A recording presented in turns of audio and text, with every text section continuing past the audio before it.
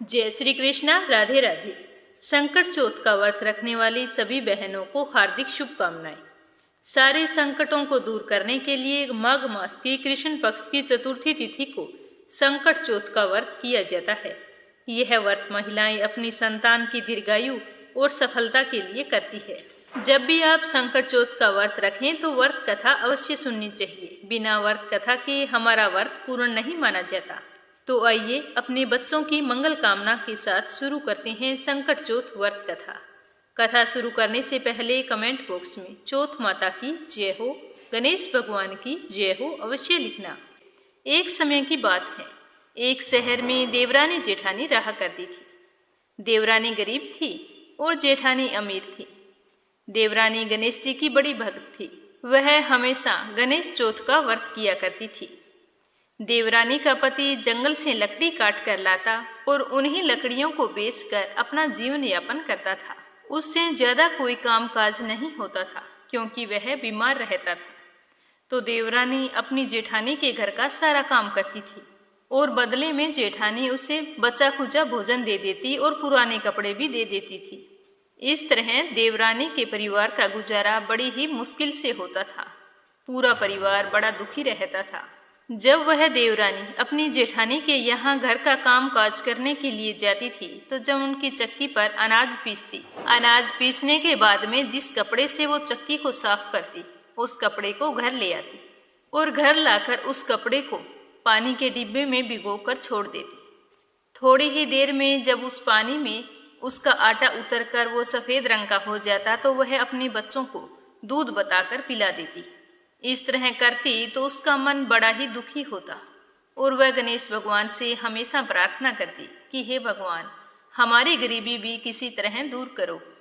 ऐसा करते करते माघ का महीना आया और जिस दिन तिलकुट चौथ का व्रत था उस दिन देवरानी ने 5 रुपये का तिल व गुड़ लाकर तिलकुटा बनाया। बड़े ही श्रद्धा भाव से पूरे विधि विधान से गणेश भगवान की और चौथ माता की पूजा करके तिल चौथ की कथा सुनी। सूर्य भगवान को अर्घ्य दिया और उसके बाद में तिलकुटे को छींके में रख दिया और सोचा कि रात को चंद्रमा उदय होगा उसके बाद में ही कुछ खाऊंगी। तो इस तरह से कथा सुनकर वह जेठानी के यहाँ काम पर चली गई। खाना बनाकर जेठानी के बच्चों को खाना खाने के लिए बोला तो वो बच्चे बोले कि माँ ने व्रत रखा है और माँ भूखी है। जब माँ खाना खाएंगी तभी हम खाएंगे। तो उसने जेठ जी से खाना खाने को कहा तो जेठ जी बोले कि मैं अकेला भोजन नहीं कर सकता, जब चांद निकलेगा तभी मैं भोजन करूंगा। तो देवरानी अपनी जेठानी से बोली कि जेठानी जी, मुझे कुछ भोजन दे दो, मुझे अब घर जाना है। तो जेठानी ने कहा कि आज तो अभी तक किसी ने भोजन किया ही नहीं, तुम्हें भोजन कैसे दे दूँ? तुम सवेरे बचा हुआ भोजन ले जाना, अब तो तुम्हें भोजन नहीं मिल सकता। तो देवरानी बड़ी ही उदास हुई और कहने लगी कि अभी घर जाकर क्या करूँगी, लाइए जेठानी जी आटा पीस देती हूँ। यह सोचकर कि कम से कम वो आटे का कपड़ा घर लेके जाऊंगी तो भोजन की जगह वो आटा मिला हुआ पानी बच्चों को पिला दूंगी। तो पहले दिन जेठानी ने देख लिया था कि देवरानी उसकी चक्की में से वो आटे का कपड़ा घर लेके जाती है, तो उसने आटा पीसने के बाद में वो कपड़ा भी अपनी देवरानी के हाथ से छीन लिया। तो यह देखकर देवरानी बड़ी ही दुखी हुई और उदास मन से अपने घर लौट आई। घर आते ही उसके बच्चे और उसके पति बड़े ही बेसब्री से इंतजार कर रहे थे कि आज तो त्योहार है, इसीलिए कुछ अच्छा खाने को मिलेगा। परंतु जब बच्चों को पता चला कि आज तो रोटी भी नहीं मिलेगी तो बच्चे रोने लगे और कहने लगे कि माँ, कम से कम दूध ही पिला दो। तो उसकी माँ कहने लगी कि बेटा, आज तुम्हारी माँ ने वो मुझसे कपड़ा भी छीन लिया जिसे मैं पानी में घोलकर तुम्हें पिलाती थी। तो यह बात सुनकर उसके पति को बड़ा ही गुस्सा आया और कहने लगा कि दिन भर काम करने के बाद अगर 2 रोटियां भी नहीं ला सकती तो काम क्यों करती हो? आटा घोलकर बच्चों को पिलाती हो और कहती हो दूध है। तो गुस्से में आकर उसके पति ने अपनी पत्नी को कपड़े धोने के धोवने से खूब पीटा। जब धोवना हाथ से छूट गया तो पाटे से मारा। तो वो बेचारी बुरी तरह से रोने लगी और मन ही मन गणेश जी को याद करती हुई चंद्रमा उदय होने पर पानी पीकर सो गई। बच्चे भी बेचारे भूख से बिलख रहे थे और उसके पति को भी बड़ा अफसोस हो रहा था कि सारा दिन काम करने के बाद में आज मैंने अपनी पत्नी पर हाथ उठाया। अगर भाभी ने सारा काम करवाने के बाद में इसे भोजन नहीं दिया तो इस बेचारी का क्या कसूर। इस तरह से वह अफसोस करने लगा, लेकिन गरीबी के आगे पूरा परिवार मजबूर था। तो उस दिन आधी रात के समय गणेश जी भगवान देवरानी के सपने में आए और कहने लगे कि धोने की मारी पाटे की मारी सो रही है या जाग रही है। तो वह बोली कि गणेश जी महाराज, ना तो सो रही हूँ और ना ही जाग रही हूँ, अपने भाग्य को कोस रही हूँ। तो गणेश जी बोले कि मुझे तो आज बड़ी जोरों की भूख लगी है, मुझे कुछ खाने के लिए दे दो। तो देवरानी बोली कि क्या दूँ, मेरे घर में तो एक अन्न का दाना भी नहीं है। मेरी जेठानी बचा हुआ खाना देती थी, आज वो भी नहीं दिया। आज तो मेरे छोटे छोटे बच्चे भी भूखे हैं। तुम ऐसा करो, छींके के अंदर तिलकुटा पड़ा है, वही खा लो। तो गणेश जी ने देवरानी की बात सुनकर छींके में से तिलकुटा उठाया और खा लिया और कहने लगा, धोने मारी पाटे मारी, निमटाई लगी है कहाँ निमटूं। तो वह बोली कि यह सारी झोंपड़ी खाली पड़ी है, आप जहाँ भी जाएं जा सकते हैं, आपकी इच्छा हो वहीं पर निमट लो। तो फिर गणेश जी बोले कि अब कहाँ पहुँचूं। तो देवरानी को बहुत ही गुस्सा आया और गुस्से में कहने लगी कि कब से परेशान कर रहे हो, मैं तो वैसे ही बहुत दुखी हूँ, तुम ऐसा करो मेरे सिर पर पहुँच लो। और कहाँ पर पहुँचोगे। तो गणेश जी तो वहाँ से अंतर्ध्यान हो गए। जब देवरानी सुबह उठी तो उसने देखा कि सारे घर में हीरे मोती जगमग कर रहे हैं और सिर पर विनायक जी जहाँ पर पहुँचने करके गए थे वहाँ हीरे के टीके और बिंदी जगमग कर रहे थे। तो वह यह देखकर बहुत ही खुश हुई और उसने अपने पति और बच्चों को उठाया और कहा कि देखो, हमारा घर कितने धन धान्य से भर गया है, आज हम पर गणेश भगवान की कृपा बरसी है। तो यह देखकर सारे बहुत ही खुश हुए और धन को समेटने में लग गए। तो इसके बाद वो देवरानी तो जेठानी के यहाँ काम करने गई नहीं। तो जेठानी ने दोपहर तक तो इंतजार किया और फिर अपने बच्चों को कहा कि जाओ तुम्हारी चाची को बुला कर लाओ। जेठानी मन ही मन सोचने लगी कि कल खाना नहीं दिया, शायद इसीलिए वो बुरा मान गई होगी। तो बच्चे अपनी माँ के कहने पर बुलाने गए और उनके घर जाकर बोले कि चाची चलो, माँ ने बुलाया है। तो वह बोली कि बेटा अपनी माँ से कह देना कि आज मेरे पास समय नहीं है, मैं फिर कभी आऊँगी। तो बच्चों ने वहाँ पर देखा तो चाची के यहाँ तो खूब सारा धन था। वो वहाँ से भागे भागे घर आ गए और आकर अपनी माँ को बताया कि चाची ने कहा है कि मुझे आज समय नहीं है। तो उनकी माँ बोली कि इतना क्या काम हो गया तेरी चाची को जो आने की फुर्सत नहीं है। तो वो बच्चे बोले कि माँ, चाची के घर तो पूरे का पूरा धन धान्य से भरा पड़ा है, जगह जगह हीरे मोती जगमग कर रहे थे और सारे घर के लोग उन्हीं को संभालने में लगे हुए हैं। तो यह सुनते ही जेठानी तो भागी भागी अपनी देवरानी के घर गई और जाकर देखा तो उसका घर तो पूरा हीरे मोती से जगमग कर रहा था। तो अपनी देवरानी से पूछा कि यह सब कुछ कैसे हुआ। तो देवरानी ने जेठानी को सब कुछ बता दिया जो भी उसके साथ हुआ। तो सब कुछ सुनकर वह घर आ गई और घर आकर जेठानी ने कुछ देर सोचा और फिर अपने पति से कहने लगी कि आप ऐसा करो, मुझे धोने से और पाटे से मारो। तो उसका पति बोला कि तुम्हारा दिमाग खराब हो गया है, भली मानस, मैंने कभी तुम पर हाथ भी नहीं उठाया और आज मैं तुम्हें धोने और पाटे से मारूं, ये कभी नहीं हो सकता। पर वो तो अपनी जिद पर अड़ गई और जिद करने लगी कि मुझे तो आज तो तुम्हें मारना ही पड़ेगा। तो बड़े ही दुखी मन से उसके पति को झुकना पड़ा और उसने अपनी पत्नी को धोने और पाटे से मारा। मार खाने के बाद में उसने ढेर सारा घी डालकर चूरमा बनाया और छींके में रखकर सो गई। आधी रात को विनायक जी जेठानी के सपने में आए और बोले कि भूख लगी है, मैं क्या खाऊं। तो जेठानी ने कहा कि हे भगवान, आपको मेरी देवरानी के घर पर तो कुछ भी खाने के लिए नहीं मिला सिवाय एक चुटकी तिलकुटे के। मैंने तो आज झरते घी का चूरमा बनाया है और आपके लिए छींके में रखा है, फल और मेवे भी रखे हैं, जो चाहे खा लो।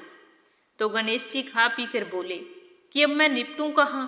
तो उसने कहा कि उसके तो टूटी फूटी झोंपड़ी थी, मेरे तो यहाँ उत्तम दर्जे का महल है, जहाँ चाहो निमट लो।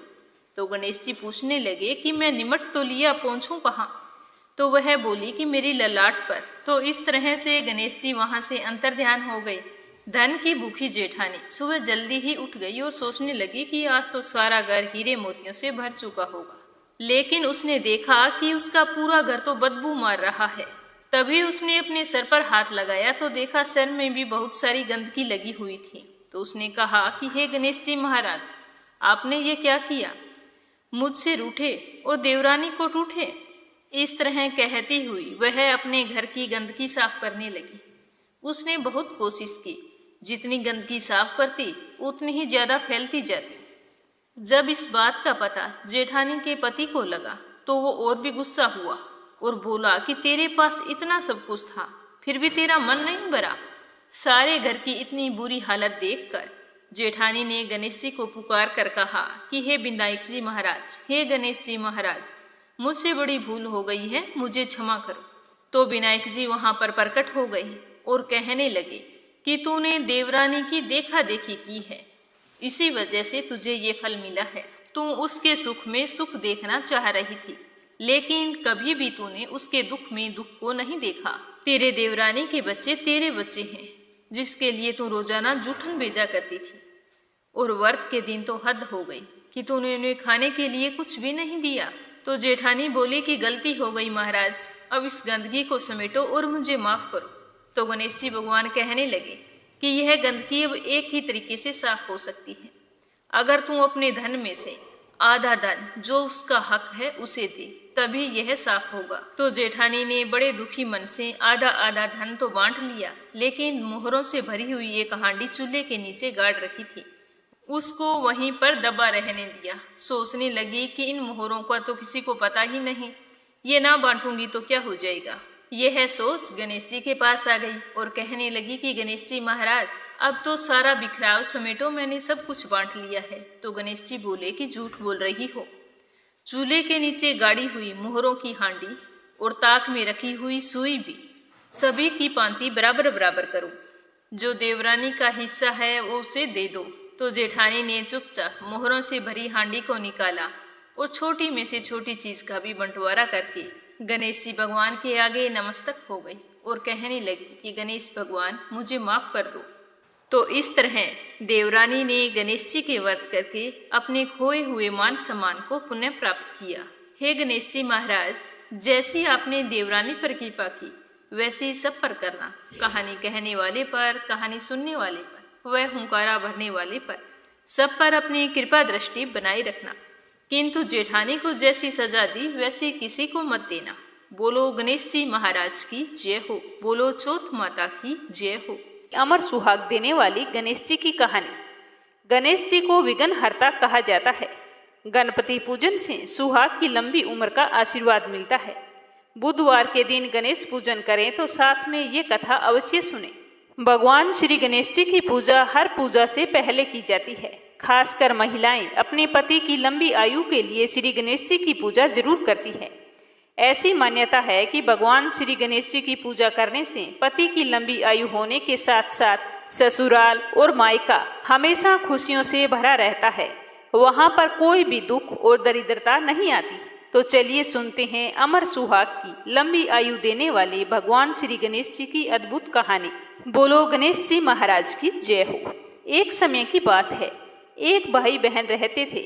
बहन का नियम था कि वह अपने भाई का चेहरा देखे बिना भोजन नहीं करती थी। वह रोजाना सबसे पहले अपने भाई का चेहरा देखती और उसी के बाद में भोजन करती थी। इस तरह करते करते दोनों भाई बहन बड़े हो गए। दोनों की शादी हो गई। बहन की शादी पास ही के गांव में की गई थी। तो बहन रोजाना सुबह जल्दी उठती और जल्दी जल्दी सारा घर का काम खत्म करके भाई का मुंह देखने के लिए मायके चली आती। एक दिन रास्ते में वो एक पीपल के नीचे गणेश जी की मूर्ति रखी हुई थी। तो उसने भगवान के सामने हाथ जोड़कर कहा कि मेरे जैसा अमर सुहाग और मेरे जैसा अमर पीहर सबको देना। यह कहकर वो आगे बढ़ गई। फिर उसका रोजाना का यही कर्म था। जब वो वहां से गुजरती तो गणेश जी से कहती कि हे गणेश जी भगवान, मेरे जैसा अमर सुहाग और मेरे जैसा अमर पीहर सबको देना। ऐसा कहती और आगे बढ़ जाती। एक दिन की बात है कि जंगल के झाड़ियों के कांटे उसके पैरों में चुभ गए। फिर भी उसने कोई परवाह नहीं की। जैसे ही वह अपने भैया के घर पहुंची और भाई का मुख देखकर बैठ गई, तभी उसकी भाभी का ध्यान उसके पैरों की ओर गया और देखा कि ननंद बाईसा, आपके पैरों के क्या हो गया है जो इतनी बुरी तरह से खून निकल रहा है। तो भाभी की बात सुनकर उसने कहा कि भाभी, आज रास्ते में झाड़ियों के कांटे गिरे हुए थे, वो मेरे पाँव में चुभ गए हैं। तो उसकी भाभी ने उसके पैरों को धोकर उसके मलहम लगाई। कुछ देर आराम करने के बाद में वो अपने घर को लौट आई।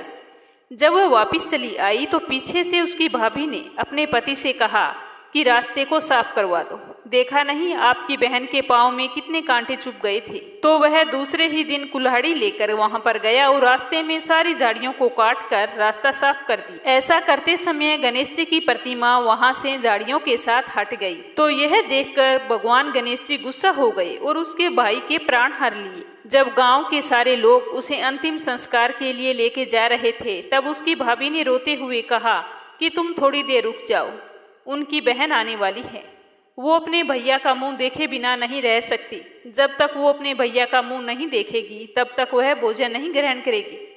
तो उसकी बात सुनकर लोगों ने कहा कि आज तो वह अपने भाई का मुख देख लेगी, पर कल कैसे देखेगी। तो उसने कहा कि आज मेरे कहने से आप रुक जाओ। तो सारे गांव वाले उसकी बहन के आने का इंतजार करने लगे। हर रोज की तरह बहन अपने भाई का मुख देखने के लिए जंगल में निकली। तब जंगल में उसने देखा कि सारा रास्ता साफ किया हुआ है। जब वह आगे बढ़ी तो देखा कि सिद्धिविनायक को वहां से हटा दिया है। तब उसने जाने से पहले गणेश जी को वहां से उठाया और कपड़े से साफ करके अच्छे स्थान पर रखकर हाथ जोड़कर कहा कि हे गणेश भगवान, मेरे जैसा अमर सुहाग और मेरे जैसा अमर पीहर सबको देना। ऐसा कहकर वो आगे निकल गई। तो भगवान सोचने लगे कि अगर मैंने आज इसकी बात नहीं सुनी तो मुझे कौन मानेगा और कौन मेरी पूजा करेगा। तब सिद्धिविनायक ने उसे आवाज दी कि बेटी, इस खेजड़ी की 7 पत्तियां लेकर जा और उसे कच्चे दूध में घोलकर अपने भाई के ऊपर छिंटा मार देना, वह उठकर बैठ जाएगा। यह सुनकर जब बहन पीछे मुड़ी तो वहां पर कोई नहीं था। तो वह सोचने लगी कि ठीक है, जैसा मेरे को कहा है वैसा मैं कर लेती हूँ। तो उसने 7 खेजड़ी के पत्ते तोड़े और अपने भैया के घर पहुंची। तो उसने वहां पर देखा कि बहुत सारे लोग इकट्ठा होकर बैठे हैं। भाभी रो रही है और भैया की लाश रखी हुई है। तो उसने उन 7 पत्तियों को बताए अनुसार कच्चे दूध में घोलकर अपने भैया के ऊपर छिंटा दे दिया। तो उसका भाई हर हर करता हुआ उठकर बैठ गया और कहने लगा कि आज तो मुझे बहुत ही गहरी नींद आई। तो उसकी बात सुनकर उसकी बहन बोली कि भैया, ऐसी नींद तो किसी दुश्मन को भी ना आए। तो उसका भाई बोला, क्यों बहन, ऐसा क्या हुआ और इतने सारे लोग इकट्ठे होकर क्यों बैठे हैं। तो उसकी बहन ने सारी बात अपने भैया को बताई। तो सारे गांव वाले गणेश जी के चमत्कार से हैरान हो गए और फिर उसी दिन से सारे लोग गणेश जी की पूजा पूरे श्रद्धा भाव से नियमानुसार करने लगे। ऐसा करने से सारे गांव के संकट दूर हो गए। इस तरह गणेश जी की पूजा करने से और गणेश कथा सुनने से सारे गांव वालों का जीवन धन्य हो गया।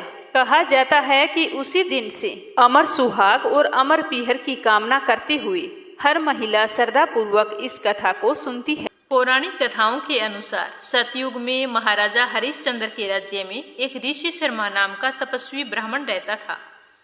पुत्र के जन्म के बाद ब्राह्मण की मृत्यु हो गई तो पुत्र के लालन पालन की जिम्मेदारी उसकी पत्नी पर आ गई। तो वह विधवा ब्राह्मणी इधर उधर से भिक्षा मांगकर अपने माँ बेटे का पेट पालती थी। उसी नगर में एक कुम्हार रहता था। वह मिट्टी के बर्तन बनाता था, लेकिन उसके बर्तन हमेशा ही कच्चे रह जाते, जिसकी वजह से वह हमेशा परेशान रहता था। एक दिन उस कुम्हार ने अपनी समस्या एक तांत्रिक को बताई कि मेरे आँव के बर्तन पकते क्यों नहीं हैं, इसका कोई समाधान बताएं। तो वह तांत्रिक बोला कि अगर तुम किसी बच्चे की बलि देते हो तो तुम्हारे आँव के बर्तन सारे के सारे अच्छे से पकने लगेंगे। दूसरे दिन संकट चौथ का दिन था। विधवा ब्राह्मणी ने संकट चतुर्थी का व्रत रखा था। वह अपने पुत्र के लिए 12 मासी संकट चौथ के व्रत किया करती थी। तो उस ब्राह्मणी का पुत्र संकट चौथ की मूर्ति को अपने गले में डालकर खेलने के लिए चला गया। तो रास्ते में उसे कुम्हार ने पकड़ लिया और घड़े पकाने वाले आँव में उसे डाल दिया। इधर उसकी माता कुछ देर इंतजार करने के बाद में अपने पुत्र को यहाँ वहाँ ढूंढने लगी, लेकिन उसका पुत्र नहीं मिला। अपने बेटे के ना मिलने पर विधवा ब्राह्मणी बहुत ही परेशान हो गई और गणेश जी भगवान से प्रार्थना करने लगी कि हे गणेश जी, मेरा बेटा ही मेरा एकमात्र सहारा है, मैं उसके बिना अपना जीवन कैसे गुजारूंगी। अगर मैंने सच्चे मन से आपके व्रत किए हैं तो आज मेरे बच्चे की रक्षा करो, ना जाने आज वो कौन सी परेशानी में होगा। इस तरह इंतजार करते करते पूरी रात बीत गई।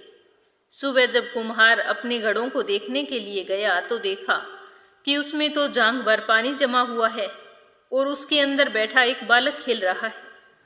तो इस घटना से कुम्हार बुरी तरह से डर गया और उसने राज दरबार में जाकर सारी आप बीती सुनाई। तब राजा ने अपने मंत्रियों को भेजा कि पता लगाओ कि यह पुत्र किसका है और कहाँ से आया है। जब विधवा ब्राह्मणी को इस बात का पता चला तो वह भागी भागी तुरंत अपने बेटे को लेने के लिए राज दरबार में पहुंच गई। तो राजा ने बड़े ही श्रद्धापूर्वक बुढ़िया को प्रणाम करके पूछा कि हे माई, ये चमत्कार कैसे हुआ। तो वह विधवा ब्राह्मणी बताने लगी कि कल मैंने संकट चौथ का व्रत रखा था। मैं 12 मासी संकट चौथ का व्रत अपने पुत्र के लिए करती हूँ महाराज, यही मेरा एकमात्र जीने का सहारा है। तो संकट चौथ व्रत के पुण्य प्रताप से ही मेरे बच्चे को एक बार फिर से जीवन दान मिला है। तो यह सुनकर राजा को बड़ी ही खुशी हुई। राजा ने बुढ़िया माई को वहीं राजमहल में रहने को कहा और राजमाता का दर्जा दिया और पूरे नगर में ऐलान कराया कि हर बेटे की माँ संकट चौथ का व्रत किया करे। कहा जाता है कि तभी से महिलाएं संतान और परिवार की सुख सौभाग्य के लिए संकट चौथ का व्रत करती हैं। बोलो चौथ माता की जय हो, बोलो गणेश भगवान की जय हो। माघ मास में आने वाले कृष्ण पक्ष की चतुर्थी तिथि को संकट चौथ, संकष्टी चतुर्थी, तिलकुटा चौथ और तिल चौथ के नाम से भी जाना जाता है। इस दिन व्रत करने से घर परिवार में आ रही विपदा दूर होती है, रुके हुए मांगलिक कार्य संपन्न होते हैं। भगवान श्री गणेश की कृपा से समस्त सुखों की प्राप्ति होती है। इस दिन गणेश कथा सुनने व पढ़ने का विशेष महत्व माना गया है। जब भी हम चौथ व्रत की कहानियाँ सुनते हैं तो उसके साथ में यह कथा अवश्य सुननी चाहिए, तभी हमें हमारे व्रत का संपूर्ण फल प्राप्त होता है। तो आइए सुनते हैं गणेश जी की कथा। बोलो गणेश भगवान की जय हो। पौराणिक गणेश कथा के अनुसार एक बार देवता कई विपदाओं में घिरे हुए थे, तो वो मदद मांगने के लिए भगवान शिव के पास आए। उस समय शिव के साथ कार्तिकेय और गणेश जी भी बैठे हुए थे। तो देवताओं की बात सुनकर शिव जी ने कार्तिकेय व गणेश जी से पूछा कि तुम में से देवताओं के कष्टों का निवारण कौन कर सकता है।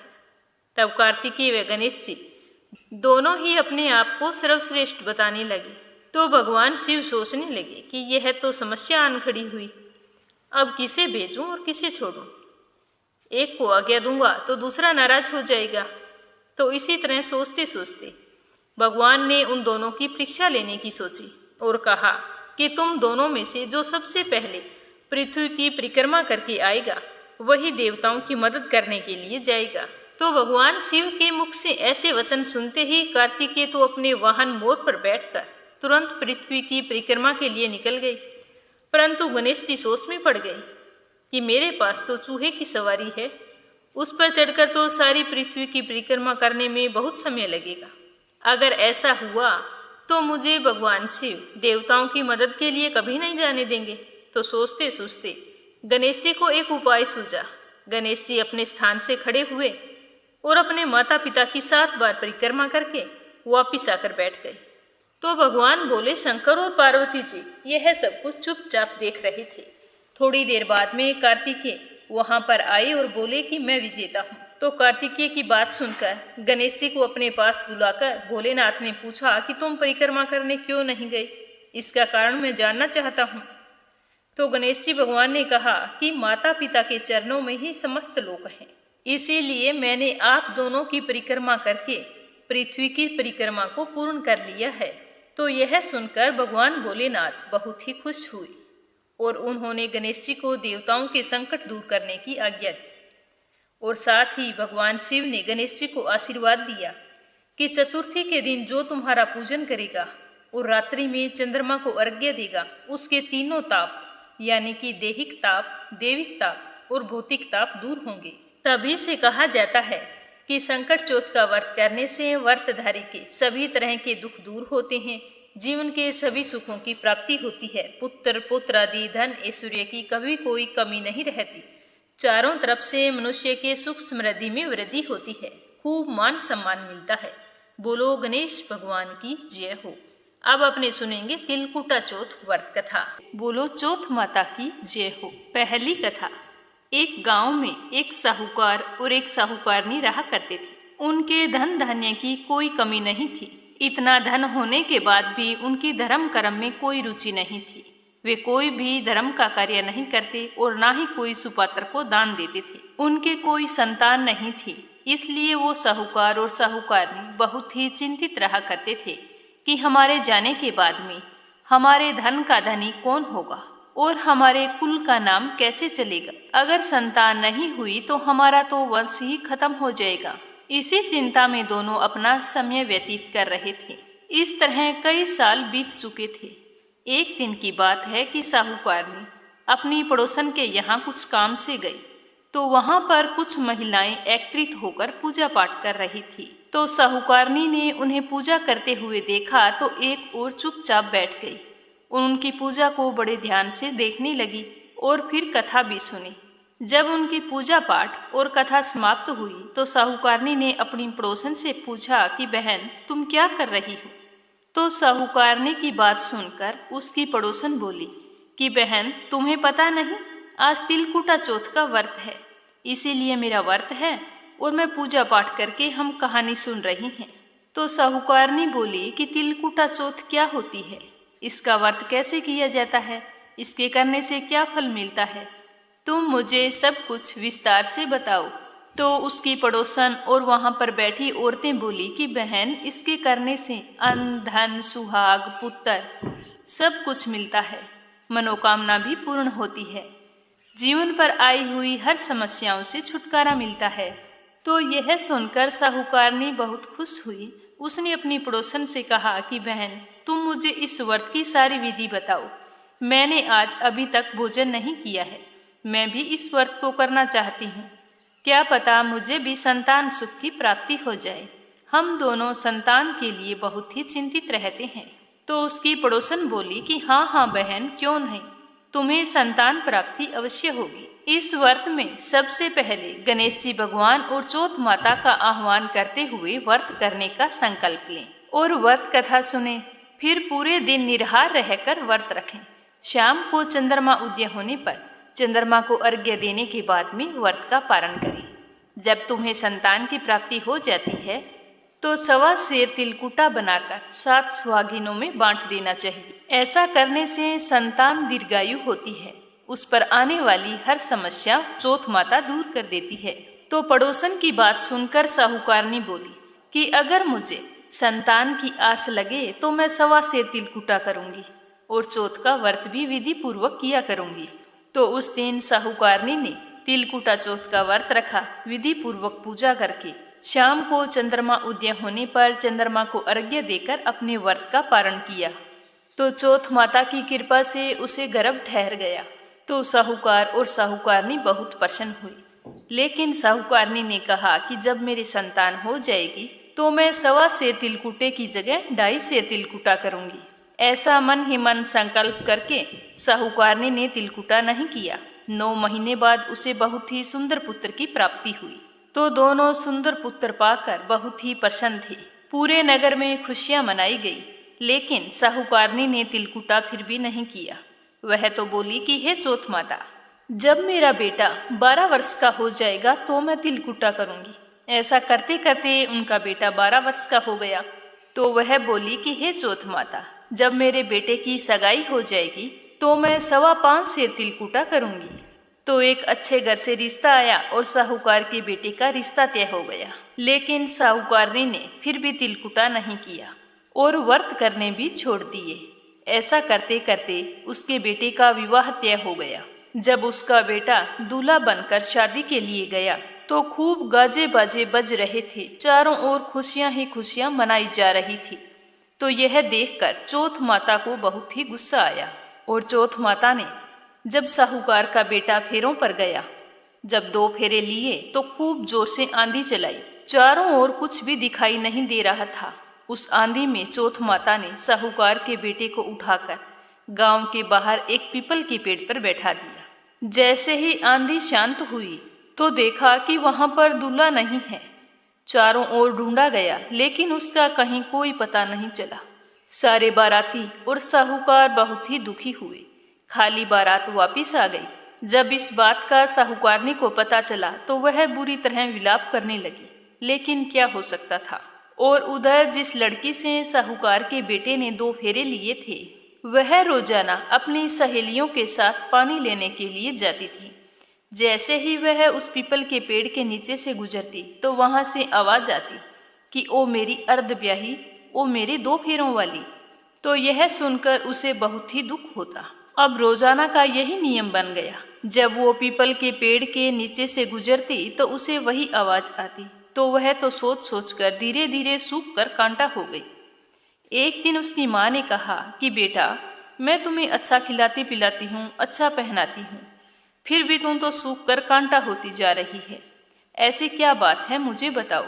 शादी वाले दिन से तुम तो सूखती ही जा रही है। बेटा, भाग्य पर किसी का जोर नहीं है। तो वह अपनी माँ से बोली कि माँ, ऐसी कोई बात नहीं है। जब भी मैं अपनी सहेलियों के साथ पानी लेने के लिए जाती हूँ तो गांव के बाहर जो पीपल है उसके नीचे से गुजरती हूँ तो वहाँ से एक आदमी की आवाज़ आती है। वो बोलता है कि ओ मेरी अर्ध ब्याही, ओ मेरी 2 फेरों वाली।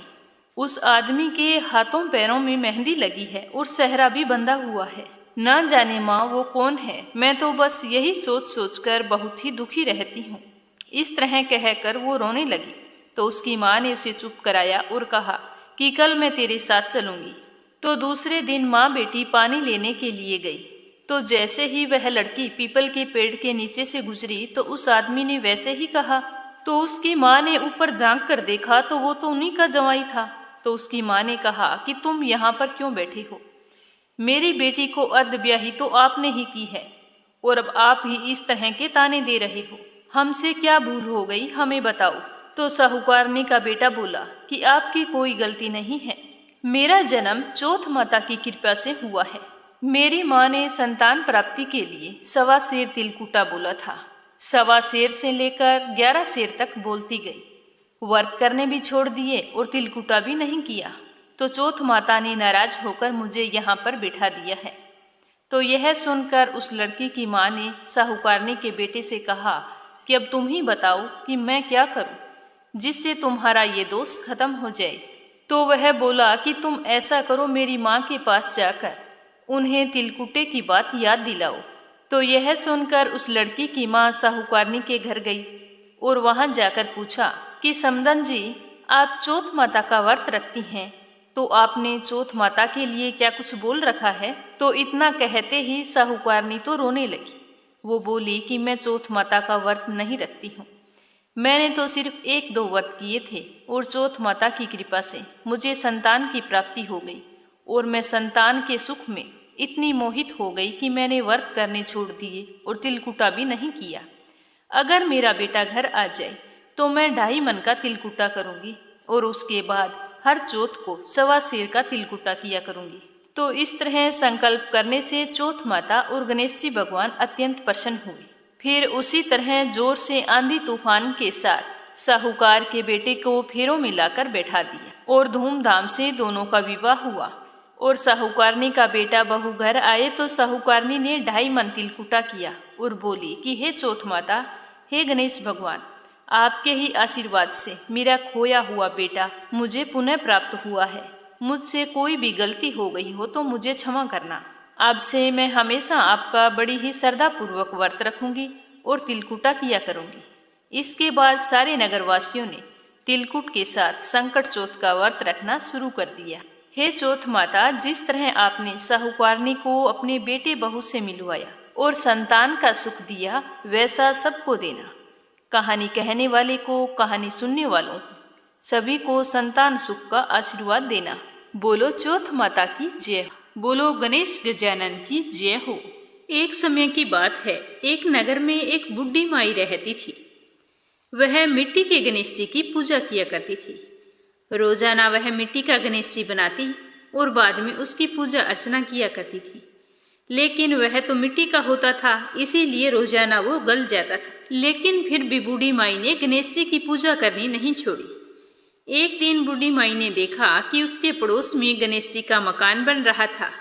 वहां पर मिस्त्री लगे हुए थे, तो वो वहां पर गई और वहां जाकर बोली कि हे मिस्त्री, मुझे पत्थर का गणेश बना दो। मैं तो रोजाना गणेश जी भगवान की पूजा करती हूँ, मिट्टी का गणेश बनाती हूँ। जैसे ही पानी डालती हूँ तो वो तो पानी के साथ बह जाता है। तो बुढ़िया की बात सुनकर वो मिस्त्री बोले कि हे बुढ़ी माई, जितनी देर तक हम तेरा पत्थर का गणेश जी गढ़ेंगे उतनी देर में हम अपनी दीवार ना बना लेंगे। एक गणेश जी के लिए हम हमारा समय क्यों खराब करें। तो मिस्त्री के इतना कहते ही बुढ़िया को तो गुस्सा आ गया। वो बोली कि राम करे तुम्हारी यह दीवार कभी भी पूरी ना हो, तुम्हारी दीवार टेढ़ी हो जाए। इतना कहकर बूढ़ी माई तो वहां से अपने घर पर आ गई और पीछे से मिस्त्री ने देखा कि सचमुच दीवार तो टेढ़ी हो गई थी। उन्होंने उस दीवार को ढा दिया, दोबारा चिनाई शुरू कर दी।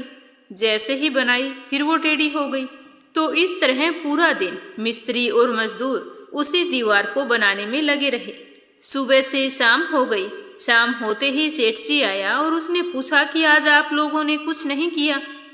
तो मिस्त्री कहने लगा कि सेठ जी क्या बताएं, आज एक बुढ़िया आई थी, वो कह रही थी कि मुझे पत्थर का गणेश जी गढ़ दो।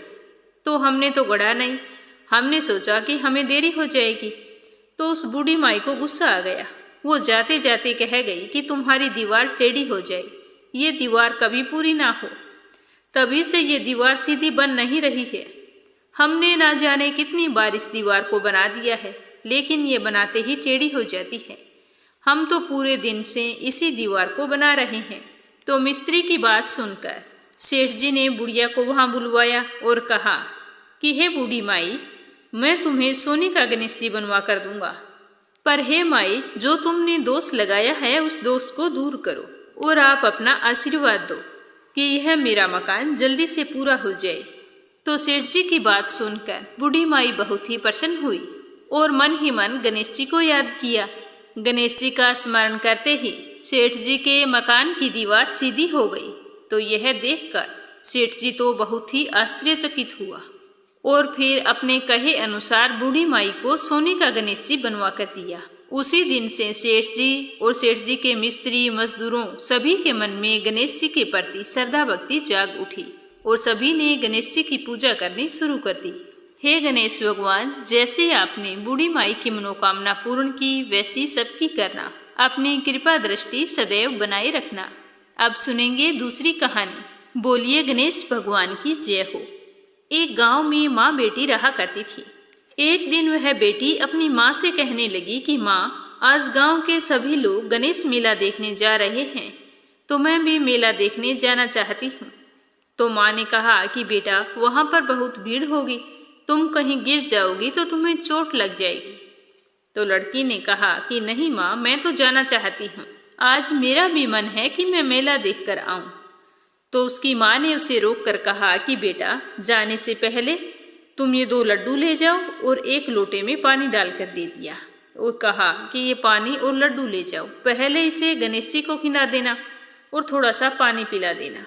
उसके बाद में जब गणेश जी खा ले तो तुम दूसरा लड्डू खा लेना और बचा हुआ पानी भी पी लेना। तो उस लड़की ने अपनी माँ की सारी बात ध्यान से सुनी और हाँ करके मेला देखने चली गई। मेला खत्म होने पर सारे गांव वाले अपने अपने घर वापिस आ गए, लेकिन वो लड़की वापिस नहीं आई। लड़की मेले में गणेश जी के पास बैठ गई और कहने लगी कि गणेश जी, एक लड्डू और कुछ पानी आपके लिए है, तुम लड्डू खा लो और पानी पी लो। बचा हुआ एक लड्डू और पानी मेरे लिए है। जब तक आप लड्डू और पानी नहीं लोगे तब तक मैं कैसे खा सकती हूँ। इसी तरह वह सारी रात कहती रही। कहते कहते सारी रात बीत गई, लेकिन गणेश जी तो नहीं आए। जैसे ही सुबह होने वाली थी तो गणेश जी सोचने लगे कि अगर मैंने यह लड्डू और पानी नहीं पिया तो ये लड़की अपने घर नहीं जाएगी और इसकी माँ घर पर इसकी चिंता कर रही है। तो गणेश जी ने यह सोचकर एक लड़के का भेष बनाया और वहां आकर बैठ गए। एक लड्डू वहां से लिया, वो खा लिया और फिर थोड़ा सा पानी पी लिया। तो यह देखकर वो लड़की कहने लगी कि तुम कौन हो। तो गणेश जी ने कहा कि मैं गणेश जी हूँ, जिसे तुम सारी रात से पुकार रही हो। मैं तुम्हारी श्रद्धा भक्ति से बहुत ही प्रसन्न हूँ, तुम बोलो क्या मांगती हो। तो लड़के के भेष में आए गणेश जी की बात सुनकर लड़की मन ही मन सोचने लगी कि क्या मांगू, अन्न मांगू या धन मांगू। या अपने लिए अच्छा सा वर मांगूं, खेत मांगूं या महल मांगूं। इस तरह से वो अपने मन में सोच रही थी तो गणेश जी तो उसके मन की सारी बात को जान गए। वो लड़की से बोले कि तुम जाओ, अपने घर जाओ, जो भी तुमने मन में सोच रखा है वो सारा तुम्हें मिल जाएगा।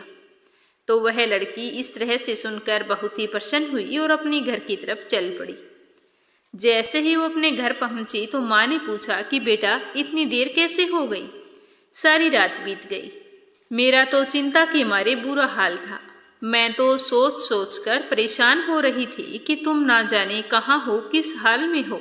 अब तुम मुझे बताओ कि तुम कहाँ थी। तो अपनी माँ की बात सुनकर उसकी बेटी बोली कि माँ, आपने जैसा कहा था मैंने तो वैसा ही किया था।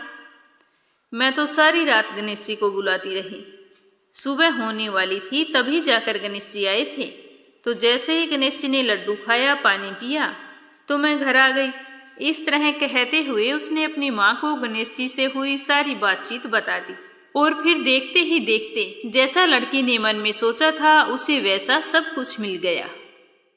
हे गणेश भगवान, हे चौथ माता, कथा कहने में या सुनने में कोई भूल हो गई हो तो हमें क्षमा करना और हम सब पर अपनी कृपा दृष्टि बनाए रखना। कथा समाप्त होते ही कमेंट बॉक्स में चौथ माता का और गणेश जी का जयकारा अवश्य लगाना। साथ में ये भी बताना कि कथा सुनकर आपको कैसा लगा। चौथ माता भगवान गणेश आपकी सारी मनोकामनाएं पूर्ण करें। आप हमेशा खुश रहें, सुखी रहें, संपन्न रहें।